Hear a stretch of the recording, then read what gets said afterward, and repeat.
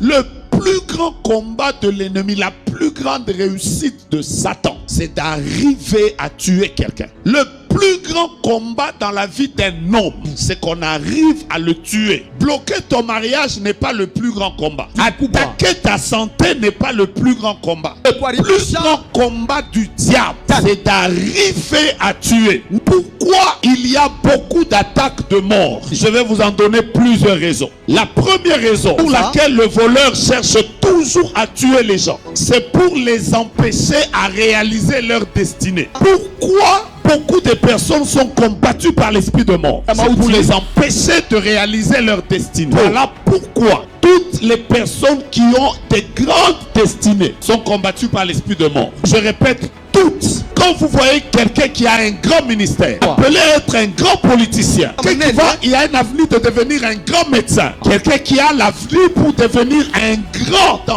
dans un domaine ou un autre, il aura affaire un jour dans sa vie à l'esprit de mort. Quand vous lisez Genèse 37, vous verrez que quelque part il est écrit que Joseph était allé visiter ses frères. Ses frères l'ont vu venir et ils ont dit, tuons-le et nous ferons ce que deviendront ses songes. Donc la plus grande raison pour laquelle les gens sont combattus par la mort, c'est pour que les grandes choses leur sont destinées n'arrivent pas. Vous tous qui avez des grandes promesses de Dieu, un jour dans votre vie vous aurez à faire face à l'esprit de mort. Je lève ma main droite et je commence par donner ma première déclaration. Cette année, jusqu'à ce qu'elle va terminer, que le Seigneur de gloire, Dieu de 21 jours, Dieu de puissance, lui qu'on appelle El Elyon, El Shaddai, me dit de proclamer ceci sur ta vie.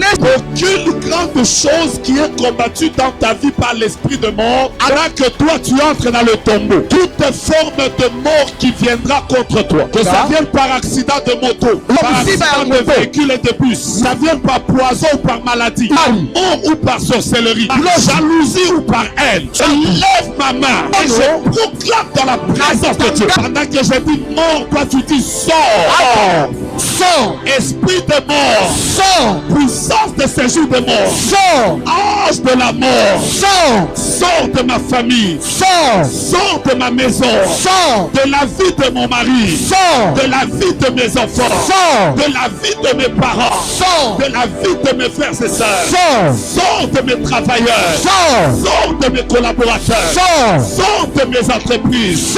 J'entendais quelqu'un qui sort avec énergie.